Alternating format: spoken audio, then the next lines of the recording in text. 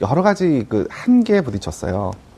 무슨 말씀이냐면 최초의 이제 최태민의 재산 형성 예. 과정을 조사를 하는 과정 안에서 일부 이제 등기부등본을 확인해서 이제 그 땅들이 이제 쭉 나눠져서 팔려 나갑니다. 그러면 이제 그 이후에 추적들을 계속 해 나갈 텐데 이게 명의만 쫓아가는 것은 큰 의미가 없어요. 결국 그 땅을 팔고 그걸 통해서 현금화를 시키지 않습니까? 예. 그러면 결국 계좌거래 내역이라든지 또 아니면 그 당시에 이제 그런 것들이 어떤 방식으로 혹시 탈세라든가 이것 때문에 문제될 국세청에 소득 신고를 한 내용이라든지 예. 이런 것들을 저희가 그 자료를 받아야 어떤 일정한 조사라든가 분석이 가능하거든요. 그렇죠. 근데 저희가 이제 그거를 국세청과 금감원에 그 자료 요청을 했습니다. 근데 그쪽에서 모두 거절당했어요. 협조가 안 됐습니다. 그쪽에서는 얘기하는 건 개인정보에 해당되기 때문에 예, 영장을 받아오라는 건데 영장을 저희가 청구하기 위해서는 그 영장의 범죄 사실을 특정을 해야 됩니다. 그렇죠. 아무 범죄 사실이 예, 그렇죠. 없는데 이거 예, 갖고 그런데, 자료 달라고 할 수는 예, 없잖아요. 근데 그 범죄 사실이라고 하는 게 이미 공소시효가 지난 1970년대 1970년대 후반, 80년대 예. 이와 관련된 부분의 범죄 사실을 저희가 적시할 수가 없죠. 그렇게 쓴다고 하더라도 영장이 발부가 안 됩니다. 따라서 결국 그와 관련된 부분에 조사의 한계에 부딪힐 수밖에 없었어요. 아, 예. 진짜 중요한 포인트네요. 네. 예. 만약에 나중에 혹시나 다시 특검법이 발의가 된다면 그 부분에 대한 어떤 그 입법적인 해결이 분명히 있어야 될 거라 생각이 듭니다. 예. 그래야 예. 최순실 재산, 예. 그다음에 박근혜 대통령과 예. 공모했다든지, 예, 예, 그다음에 예. 공동지갑, 경제 공동체 이 뿌리를 찾아 들어갈 수 있는 그렇습니다. 거네요. 그리고 전체적으로 그쪽에서 그 형성한 혹시 불법 재산이라든지 예. 이런 부분들의 전모를 밝히기 위해서는 하여튼 그 부분이 필요하다라고 생각이 됩니다. 그리고 이 부분은 저희가 일단 기본적인 전체적인 외곽 정도는 저희가 그려놓은 것 같아요. 기본적인 토대는, 그러니까 더군다나 시간이 짧았기 때문에 예. 거기까지 전부 다 깊숙하게 조사할 수 있는 그 한계는 근데 분명히 전체적인 있었습니다. 아웃라인은 일단 네. 그 전문용어로 왁구는 짜놨다. 예, 그러니까, 최초에 이제 최태민부터 시작된 예. 여러 가지 그 당시에 그리고 또 그때 당시에 계셨던 분들이 나이가 굉장히 많으십니다. 예. 또 언제 사실 돌아가실지도 모르고요. 그러니까 그분들의 진술을 이제 공적 조서 형식으로 저희가 다 또 확보도 했고, 아. 예, 그런 부분들은 향후에 그 재산의 전모를 밝히는데 분명히 기초 자료로 충분히 활용이 가능할 것으로 보입니다. 이게 이제 그 저희가 며칠 전에도 그런 얘기를 했는데 결국은 최순실 재산 그리고 이제 이게 경제 공동체라고 한다면은 박근혜 대통령의 재산. 네. 그런 이제 80년대 형성되는 과정. 이것이 범죄가 소명이 되면 특별법을 통해서 박근혜 최순실 게이트 재산 환수 특별법 뭐 이제 물론 이게 위헌적 요소를 좀 다퉈봐야 되겠지만 그렇게까지 만들어갖고 그 재산을 환수하지 않으면 결국은 이 악의 뿌리는 부활한다 이런 지적들을 많이 하고 있거든요. 네, 그렇습니다. 근데 그게 92년도 금융실명제 시행되기 이전까지도 추적이 가능한가요? 그러니까 일정 부분은 이제 공문서 기록 형식으로 예를 들면 국세청에서 조사했던 자료 같은 경우는 국가기록원이나 뭐 이런 데 이첩돼 있을 수도 있고요. 예. 따라서 뭐 전체를 다 받기는 어렵겠지만 어쨌건 일단 저희가 요청했던 자료들은 그래도 금융기관이 갖고 있을 거라고 판단해서 요청했던 자료들이니까요. 야, 저 무척 중요한 포인트네요. 네, 되게 우리가 중요하죠. 보통 재산은 지금까지 추정만 했었고 어느 정도 있을 것이다라고 의혹만 했었는데 이 재산의 뿌리를 찾아간다. 그럼 뿌리를 찾다 보면 결국 공동지갑이라고 하는 것을 네. 다 밝혀낼 수 있을 그게 거 바로 아니에요. 이제 뇌물죄가 성립되느냐 마느냐의 가장 중요한 전제가 되는 건데 예. 그 전제가 되는 것에 대해서 그러니까 수사를 많이 해놓고 이걸 마지막으로 확인하려고 지금 요청을 했는데 자료를 안 줬다는 거지 않습니까? 예. 그러니까 결과적으로는 그 부분에 대해서 사실은 더 이상 할 수 있는 부분이 없게끔 만들어 놓은 지금 맹점이 있는 거죠. 이 상황에서. 예. 변호사님, 그러나 그럼에도 불구하고 네. 장충동 집을 팔아서 네. 삼성동 집을 샀다? 네. 그리고 그때 최순실이 그 집을 대신 그 엄마가 가서 집을 대신 샀다라고 하는 문제 하나.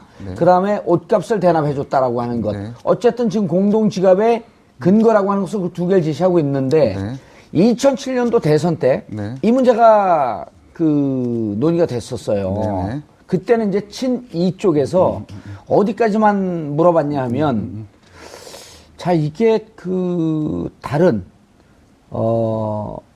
박근혜 당시 후보의 다른 실세 세력들이 있나 이 정도까지만 갔지 이 돈이 어디서 왔나 이런 등등까지는 관심이 없었거든요. 그때도 6억짜리 집을 팔고 어떻게 10억을 사면 4억은 어디서 왔습니까? 네네. 이걸 물어봤었단 말이에요. 네네. 근데 이번에는 그 부분에 대해서 이게 전체가 최순실의 재산, 박근혜 재산이다라고 하는 거에 대한 확신은 있었던 건가요? 네, 그렇습니다. 예, 그와 관련해서는 저희가 공인중개사까지 직접 불러가지고 예. 저희가 수차례 조사를 해서 일정 부분 저희가 확인한 부분이 있기 때문에 그리고 사실 그 집뿐만 아니고 예. 그 외에도 그러니까 저희가 현재로서는 다 밝힐 수 없는 그러니까 이후에 저희가 정식으로 기소가 된다면 방송 욕심이 있으신 것 같아. 다음에 또 나오려고.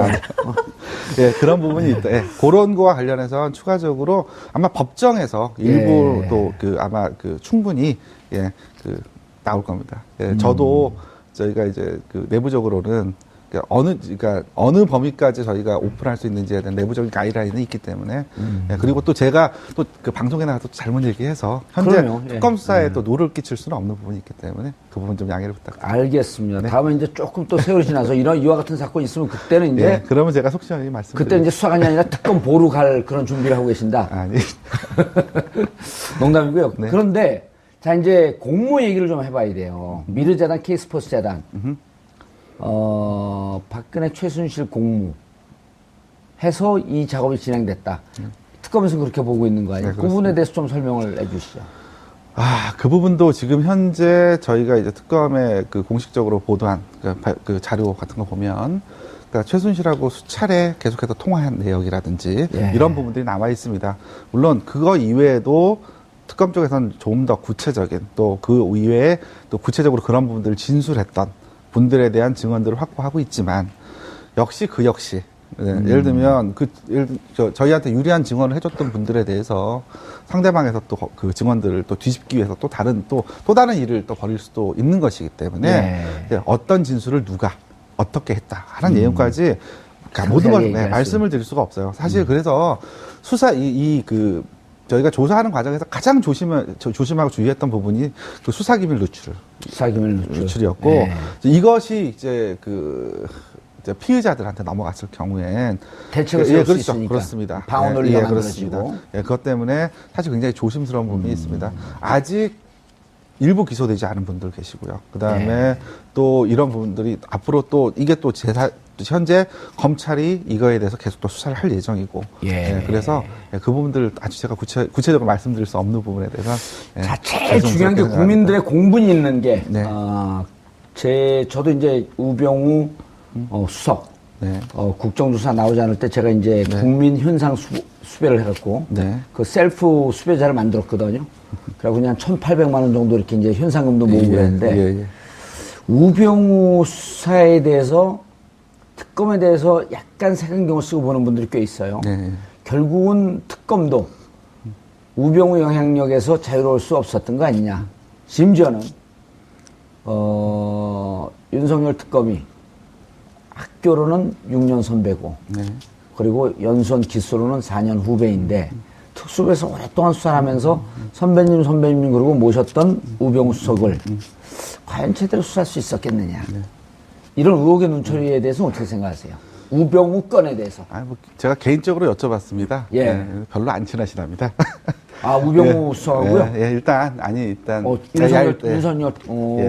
윤 팀장이 그렇게 말씀하셨는데 이제 그걸 떠나서 예. 사실 지금 이렇게 국민적 관심을 이렇게 받고 있는 사건이었고 그다음에 이제 특별검사라고 하는 제도 자체가 원래 이제 특별수사관들이 특검을 중심으로 특별수사관들 수사를 하고 이 특별수사관들을 백업하는 방식으로 파견검사들을 받습니다. 그래서 원래는 특별수사관들이 주도해 사건을 수사하고 그다음에 이제 파견검사들은 이걸 수사 보조해주는 역할이 그러니까 원래 특검의 모습이에요. 근데 이번엔 좀 바뀌었네요. 예, 그렇습니다. 근데 이렇게 한 이유는 일단 이게 워낙 이제 짧은 단기간에 수사 성과를 내야 되고 그다음에 이제 사실 수사의 효율성이라든가 이런 부분들을 염두에 두지 않을 수 없거든요. 아무래도 특별수사관들 같은 경우는 변호사 출신들이 많기 때문에 수사 전문가들이 아니죠. 그러다 보면 이제 수사의 효율성이라든가 이런 측면에서 좀 문제가 있을 수 있기 때문에 그래서 윤석열 팀장을 전체 수사팀장으로 없는 직책 아닙니까? 그건 그렇죠. 원래. 없는 직책이죠. 예, 그래서 그게 거의 뭐 예. 그 예. 특검보하고 비슷한 지위를 준 거죠. 예, 그렇습니다. 그렇게 하고 그다음에 전체 파견 검사들을 총 지휘할 수 있도록 이렇게 권한을 줬기 때문에 그래서 이제 이렇게 그래서 파견 검사들한테 힘이 실려서 이번 수사가 진행된 건 맞습니다. 예. 그리고 그 부분이 지금 짧은 시간에도 불구하고 상당한 수사 성과를 낼 수 있었던 것도 분명합니다. 하지만 예, 우병우 건. 네. 그렇지만 이렇게 이번에 그 파견 검사들 각각의 대부분 특별수사관들을 1대1로 다 매치시켰습니다. 어허. 예, 이번 특검에서는요. 예. 그러니까 그러니까 별도의 뭐 특별수사관들은 따로 조사를 한다기보다는 그 특별수사관의 상당수는 거의 대부분 그 현재 나와 있는 파견 검사들하고 거의 1대1로 매치되어서 같은 방에서 조사를 하도록 이렇게 구조가 짜여져 있었고요. 그다음에 특히나 또 그런 우려 때문에 우병우 그 전수석에 대해서 그 조사를 시작할 때 별도의 전담팀을 만들었어요. 그때는 아예 그 수사 주도권을 그 특별수사관한테 주는 방식으로. 아, 파견 검사가 아니라 네, 어쨌든 예, 검찰 조직으로 돌아가야 될 사람들이니까. 그렇습니다. 예. 그렇게까지 해서 특별수사관을 전면에 내서 수사까지 진행. 영향력을 좀 배제하기 위해서. 예. 그래서 제 생각에는 그거는 이렇게 기호에 불과했다고 기호에 생각합니다. 불과했다. 다만 우병우 수사가 그 착수가 늦은 건 분명합니다. 근데 그 수사 로직상 법률 규정 자체가 그렇게 돼 있어요. 그 특검법 2조 9호 10호를 보면 예. 대부분 규정이 어떻게 돼 있냐면 앞에 여러 가지 국정농단 사건들이 밝혀짐을 전제로 이 사건에 우병우 전 수석이 이 사건을 비호하거나 아니면 이런 것들을 알면서도 모른 적 직무유기를 하거나 예. 하는 것이 하나의 항목으로 들어가 있어요. 그렇죠. 거기서 예. 우병우 수석 이름이 두 번이나 다 나오죠. 네네, 그렇습니다. 따라서 전체적인 그러니까 논리적으로 보게 되면 다른 국정농단에 대한 사건들이 선행적으로 조사가 돼야 되고 그에 대한 있었네. 결론이 나와야 비로소 우병우 전 수석에 대한 수사가 사실 가능했습니다. 따라서 그 우병우 전 수석에 대한 수사는 뒤로 밀려올 수밖에 없었던 부분이 있고요. 예. 또 하나는 아까도 말씀드렸듯이 그 이재용 전 부회장에 대한 영장이 1차 기각되면서 다시 재청구를 하기 위해서 그쪽에서 일단 수사의 수사력을 거기다 그쪽에다가 그 수사력을 집중할 수밖에 없었던 부분이 있었습니다. 그러고 나서 막상 이제 우병우 수사를 저희가 한 15개 정도 그 혐의를 잡고 예. 여러 가지 제보라든가 제보는 한 100개쯤 들어와 있다고요? 제보는 굉장히 많았습니다. 근데 그 제보 중에 사실 저희가 이게 팩트로 확인할 수 있는 부분 아닌 부분 다 정리하고 예. 상당히 신빙성이 있다라는 걸 중심으로 저희가 한 15개 정도를 준비를 했는데 그 중에 일단 저희가 특검 수사 대상 범위에 해당되는지 그게 예. 아닌 부분들을 제외할 수밖에 없었고요. 아하, 예, 15개 중에. 그렇습니다. 예. 그렇습니다. 그러다 보니까 이제 혐의는 있지만 그 부분은 저희가 조사할 수 있는 대상이 아니기 때문에 배제할 수밖에 없었던 부분도 있고요. 그 다음에 이제 마지막으로 아까 말씀드렸듯이 민정수석으로서의 직권남용, 그죠? 직무유기 이와 관련된 부분을 조사하려고 하면 결국은 민정수석이 직접 시행하는 것보다는 밑에 있는 민정수석실에 있는 여러 행정관들이나 파견검사를 통해서 일을 진행을 할 겁니다. 이분들에 대한 조사를 진행을 해야 되는데 결국 특검 연장이 되지 않을 분위기다 보니 이제 카운트다운이 시작되는 거 아니겠습니까? 그러다 보니까 결국 그분들은 현재로서는 참고인 신분에 불과한데 참고인으로서 소환을 하려고 해도 그분들이 여러 가지 이제 핑계를 대면서 이제 소환에 불응하면 특검으로서는 조사할 수 있는 방법이 없는 거죠. 결국 그 부분에 대한 조사가 완결되지 못했던 부분.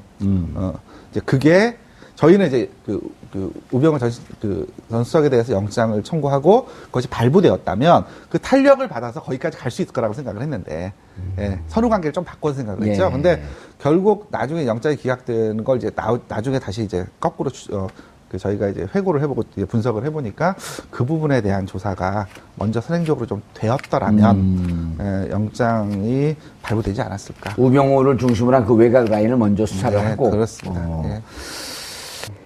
다른 실세 세력들이 있나? 이 정도까지만 같이 이 돈이 어디서 왔나 이런 등등까지는 관심이 없었거든요. 그때도 6억짜리 집을 팔고 어떻게 10억을 사면 4억은 어디서 왔습니까? 이걸 물어봤었단 말이에요. 근데 이번에는 그 부분에 대해서 이게 전체가 최순실의 재산, 박근혜 재산이다라고 하는 거에 대한 확신이 있었던 건가요? 그렇습니다. 예, 그와 관련해서는 저희가 공인중개사까지 직접 불러가지고 예. 저희가 수차례 조사를 해서 일정 부분 저희가 확인한 부분이 있기 때문에 그리고 사실 그 집뿐만 아니고 그 외에도 그러니까 저희가 현재로서는 다 밝힐 수 없는 그러니까 이후에 저희가 정식으로 기소가 된다면 방송 욕심이 있으신 것 같아. 다음에 또 나오려고. 예, 그런 부분이 있다. 예, 그런 거와 관련해서 추가적으로 아마 법정에서 일부 또 아마 충분히 나올 겁니다. 예, 저도 저희가 이제 내부적으로는 그러니까 어느 범위까지 저희가 오픈할 수 있는지에 대한 내부적인 가이드라인이 있기 때문에 예, 그리고 또 제가 또 그 방송에 나가서 또 잘못 얘기해서 현재 그럼요. 특검 수사에 또 노를 끼칠 수는 없는 부분이 있기 때문에 그 부분 좀 양해를 부탁드립니다. 알겠습니다. 다음에 이제 조금 여러 가지 한계에 부딪혔어요. 무슨 말씀이냐면 최초의 이제 최태민의 재산 형성 과정을 조사를 하는 과정 안에서 일부 이제 등기부등본을 확인해서 이제 그 땅들이 이제 쭉 나눠져서 팔려 나갑니다. 그러면 이제 그 이후에 추적들을 계속해 나갈 텐데 이게 명의만 쫓아가는 것은 큰 의미가 없어요. 결국 그 땅을 팔고 그걸 통해서 현금화를 시키지 않습니까? 그러면 결국 계좌거래 내역이라든지 또 아니면 그 당시에 이제 그런 것들이 어떤 방식으로 혹시 탈세라든가 이것 때문에 문제된 국세청에 소득 신고를 한 내용이라든지 이런 것들을 저희가 그 자료를 받아야 더 일정한 조사라든가 분석이 가능하거든요. 그렇죠. 근데 저희가 이제 그거를 국세청과 금감원에 자료 요청을 했습니다. 근데 그쪽에서 모두 거절당했어요. 협조가 안 됐습니다. 그쪽에서는 얘기하는 건 개인정보에 해당되기 때문에 영장을 받아오라는 건데 영장을 저희가 청구하기 위해서는 그 영장의 범죄 사실을 특정을 해야 됩니다. 그렇죠. 아무 범죄 사실이 없는데 이거 갖고 자료 달라고 할 수는 없잖아요. 근데 그 범죄 사실이라고 하는 게 이미 공소시효가 지난 1970년대 후반, 80년대 이와 관련된 부분의 범죄 사실을 저희가 적시할 수가 없죠. 그렇게 쓴다고 하더라도 영장이 발부가 안 됩니다. 따라서 결국 그와 관련된 부분에 조사의 한계에 부딪힐 수밖에 없었어요. 무척 중요한 포인트네요. 만약에 나중에 혹시나 다시 특검법이 발의가 된다면 그 부분에 대한 어떤 그 입법적인 해결이 분명히 있어야 될 거라 생각이 듭니다. 그래야 최순실 재산, 그 다음에 박근혜 대통령과 공모했다든지, 그 다음에 공동지갑, 경제 공동체, 이 뿌리를 찾아 들어갈 수 있는 거네요. 그렇습니다. 그리고 전체적으로 그쪽에서 그 형성한 혹시 불법 재산이라든지 이런 부분들의 전모를 밝히기 위해서는 하여튼 그 부분이 필요하다라고 생각이 됩니다. 그리고 이 부분은 저희가 일단 기본적인 전체적인 외곽 정도는 저희가 그려놓은 것 같아요. 기본적인 토대는, 그러니까 더군다나 시간이 짧았기 때문에 거기까지 전부 다 깊숙하게 조사할 수 있는 그 한계는 분명히 있었습니다. 전체적인 아웃라인은 일단 그 전문용어로 왁구는 짜놨다. 그러니까 최초에 이제 최태민부터 시작된 여러 가지 그 당시에 그리고 또 그때 당시에 계셨던 분들이 나이가 굉장히 많으십니다. 또 언제 사셨나요? 포인트네요. 되게 우리가 중요하죠. 보통 재산은 지금까지 추정만 했었고 어느 정도 있을 것이다라고 의혹만 했었는데 이 재산의 뿌리를 찾아간다. 그럼 뿌리를 찾다 보면 결국 공동지갑이라고 하는 것을 다 밝혀낼 수 있을 그게 거 바로 아니에요. 이제 뇌물죄가 성립되느냐 마느냐의 가장 중요한 전제가 되는 건데 그 전제가 되는 것에 대해서 그러니까 수사를 많이 해놓고 이걸 마지막으로 확인하려고 지금 요청을 했는데 자료를 안 줬다는 거지 않습니까? 그러니까 결과적으로는 그 부분에 대해서 사실은 더 이상 할 수 있는 부분이 없게끔 만들어 놓은 지금 맹점이 있는 거죠. 변호사님, 그럼에도 불구하고 장충동 집을 팔아서 삼성동 집을 샀다? 그리고 그때 최순실이 그 집을 대신 그 엄마가 와서 집을 대신 샀다라고 하는 문제 하나. 그 다음에 옷값을 대납해줬다라고 하는 것. 어쨌든 지금 공동지갑의 근거라고 하는 것을 그 두 개를 제시하고 있는데 2007년도 대선 때 이 문제가 그 논의가 됐었어요. 그때는 이제 친이 쪽에서 어디까지만 물어봤냐 하면 자 이게 그 다른 박근혜 당시 후보의 이제 돌아가실지도 모르고요. 그러니까 그분들의 진술을 이제 공적 조서 형식으로 저희가 다 또 확보도 했고, 그런 부분들은 향후에 그 재산의 전모를 밝히는데 분명히 기초 자료로 충분히 활용이 가능할 것으로 보입니다. 이게 이제 그 저희가 며칠 전에도 그런 얘기를 했는데 결국은 최순실 재산 그리고 이제 이게 경제 공동체라고 한다면은 박근혜 대통령의 재산. 네. 그리고 이제 80년대 형성되는 과정.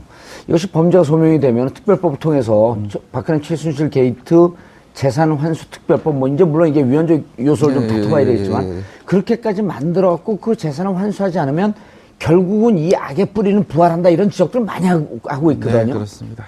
근데 그게 92년도 금융실명제 시행되기 이전까지도 추적이 가능한가요? 그러니까 일정 부분은 이제 공문서 기록 형식으로 예를 들면 국세청에서 조사했던 자료 같은 경우는 국가기록원이나 뭐 이런 데 이첩돼 있을 수도 있고요. 예. 따라서 그 뭐 전체를 다 받기는 어렵겠지만 어쨌건 그 일단 저희가 요청했던 자료들은 그래도 금융기관이 갖고 있을 거라고 판단해서 요청했던 자료들이니까요. 야, 저 무척 중요한